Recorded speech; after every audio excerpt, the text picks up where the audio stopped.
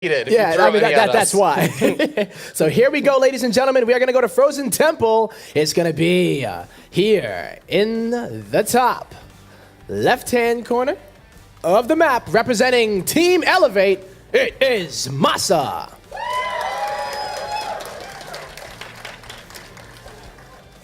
And in the bottom right-hand corner of the map, we have the orange Protoss player from Team Root OSC. Give it up for puCK. All right, ladies and gentlemen, this is it. Our first map here is going to be Frozen Temple, and here we go. You know, already starting things out with a pylon and a gateway. Look at that. Just like a Protoss should. Just like every Protoss should. But you know, I'm really interested to see, is MaSa going to go for that kind of one-base aggression?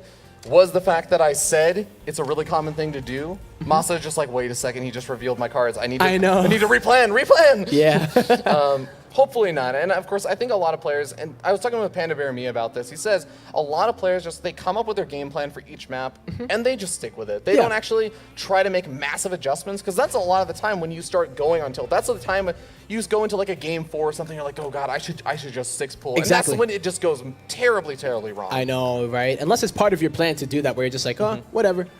And like you're that kind of player that thrives in that situation where you're so unpredictable, but you've done it so many times that it's really not that unpredictable to you. You know, you're like, oh yeah, I've done it before, but I wasn't planning to do it. I think a player like Ruff is like that. He's just like, I had no idea what build I was going to do, but I just did it. And that's the kind of play that he likes to do. So I wonder. It's always funny though, because I have always considered MaSa to be in a lot of ways Ruff with a slight, pulling back on how crazy he gets, but just more mechanical refinement. Yes. I love watching MaSa play because it always seems so clean, his builds and the way that he actually executes the aggression. He will have the follow-up ready to go, while whatever it is that he's doing is happening. So I would love to see what stage 1 is going to be, because I noticed puCK a lot of the times, he has a relatively tame opener, he starts out pretty tame, he goes in, plays a bit more defensively, and then as the mid game starts to ramp up, we start to see him go, start pressuring a bit more, see how the game is going, and then whatever tech path it is that he decides to go for. Yeah, MaSa, I think he's been pretty familiar with how puCK has been playing lately, because you can see he's moving around scouting for some sort of proxy, and it seems like it's most likely a proxy Stargate he's looking for, because puCK, again, I think he actually has laughed at me about this, or saying this, but like, I feel like puCK has been mixing it up so much more with his openings. He isn't just going for the standard Twilight Council, Robo, Blink Stalker, Disruptor play. He's been going for some Adept plays every so often. He's been going for some Dark Templar plays with the Warp Prism. He goes for the Oracle opening sometimes, and sometimes he even does the proxies. I know, right? I remember a period of time where he used to do that. Proxy Robo was very, very common. It was so funny. He would have these Immortals coming out of nowhere and hit. He said that he retired that build, and I haven't seen it ever since, so he is a man of his word at least. So now.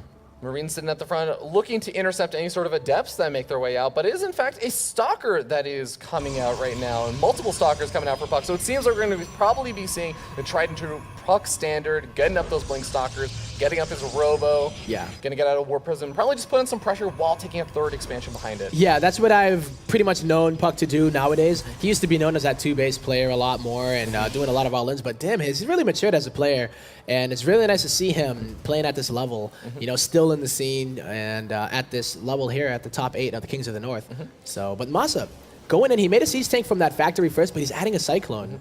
So just a lot of safety units. The Siege Tank oftentimes there and really useful. So I was going to say this, right? You know how before we used to see the Cyclones pretty much there to be defensive against the Warp Prism or something like that? Yeah. MaSa's been doing this a little bit too, and Kelazor does it sometimes as well, where he uses the Cyclone very aggressively. He's not getting that upgrade here for it, but we'll see if he actually goes out onto the map with that. Yeah, this is, what, I was talking about that one-base push that you do with a handful of Marines, Liberator, maybe even get a Widowmine mixed in later, some Cyclones. This is basically that same push, but on 2 bases. Yeah. I don't actually know if it makes it scarier or easier to hold. Oh, man. Oh, man. puCK is pulling all the probes right now, and those probes are going to get whittled away by the Siege Tank, but the Stalkers are getting focus fire down. Really good focus fire, actually, as the Marines are going to be able to take out those probes much more quickly. Medevac manages to survive, and the Siege Tank is doing some serious work. Yep, Photon Overcharge is going to go down, but it doesn't even hit anything. It's not in range, and the Siege Tank is going to be able to outrange it. puCK, I don't believe he went for any tech, so he doesn't have any blink to wait for. MaSa is going to be setting That's the up last shop pylon. right in front of the natural of puCK, and he just lost so many of his probes. Oh, he doesn't even have any pylons on the low ground deflection overcharge anymore. Full energy mothership core, or almost full, doesn't matter at all. Now, there is going to be a disruptor coming out. That disruptor will be incredibly helpful, but oh my god, the Cyclone's locked onto the mothership core. It's going to end up going down. Down it goes. Can puCK actually even defend his high ground anymore? I don't know, because here comes the Liberator to siege up that ramp, and I think, yeah, the Disruptor's is good and all, but it's going to be a miracle. They can even retreat to the bunkers if they want to. I like this play, though, going on the outside here with these Stalkers to or at least intercept the reinforcements. Is he just going to go for a full base trade? I mean, he does have the Warp Prism out. Disruptor is going to be able to potentially hold the line for a little while, but this also has a big danger if for some reason MaSa just decides to pick up and go home, which is exactly what he's doing. He may be able to catch puCK at a very, very awkward angle. Yeah, and it's not even like puCK has that much here. It's only going to be 5 Stalkers. There is a Liberator here as well, and MaSa doesn't feel the pressure just yet. He's still mining at the natural, but now he says, okay, time to take it a bit seriously. If he holds on here, he basically will win the game because he does have the double orbital. And here comes the drop from the backside. I think that Liberator might even reposition, but it looks like puCK could be trapped here. And puCK, of course, sitting down at 23 workers and not mining from a natural because that got killed off tempo.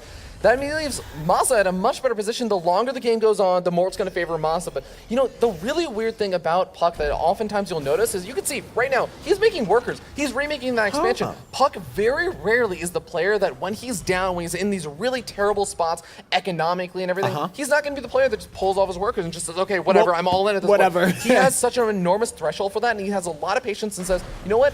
I have a Warp Prism and a Dream. I can make this work. I just need to outplay my opponent for the next few minutes. Oh, and it's so hard when you have a player like MaSa here trying to defend his title at Kings of the North. I'm wondering right now, MaSa, he doesn't really have to do too much at the moment, right? puCK going to be taking that base, not going to really benefit from it just yet because he is only on 24 workers. So he does need to continue to make those workers right now. And now puCK gonna be trying to get something done here. Here comes the Warp Prism with the Disruptors. Is MaSa paying attention? Oh, I like at the front. There are gonna be some distractions here while the Disruptors get into the main. We're gonna see exactly how many workers do get taken out. 7 workers do get taken out from that Disruptor drop. And he does he get out? Yeah, it looks like he did get out. I think it's flying over on the north side. Gravitic Drive also finishing up, so that Warp Prism is going to be speeding around even more, and this is the dream that I was talking about puCK has, where the Disruptor can just make so much happen, and that is this style that puCK basically plays. In fact, in a lot of ways, puCK actually plays better from behind, because this is what he is all about! My Kills goodness. off a ton of the Marines, but loses the Disruptor in the process, keeps the Warp Prism and his second Disruptor alive. Oh my gosh, he does lose it. It's really important not to lose the Warp Prism though, right? So this gives him high ground vision. It also allows him to continue to do stuff like that. And if that makes a Nexus, then I will say, puCK, you are back to your old ways, taking bases on the other side of the map. Disruptor looking for some more kills. MaSa not paying attention. Oh, he does split at the last second. Keeps all of his Marines alive, and it seems like puCK is also getting up a Dark Shrine behind this. So I like this, just thinking of ways to keep MaSa at home. But this is a very, very razor edge style that puCK is playing right now. Because if he loses too many of his units at the front, if he loses his Warp Prism and his Disruptor, if any of these key critical elements go down, puCK just loses because MaSa pushes across the map. Exactly. He's nearly doubling the army supply, right? So he's really thinking that this Disruptor is going to be able to keep MaSa at bay. And if he can do that and continue to make workers 2 at a time, he'll catch up eventually, and then that third base will start to kick in. But it's all about when MaSa's done with all of his crucial upgrades. He already has Stim that's nearly going to be completing, and Combat Shield and +1 are also on the way. So do you think he moves out with the Combat Shield and everything, or does he just wait for... Oh! Nice little hit there, so this is a start. Not bad.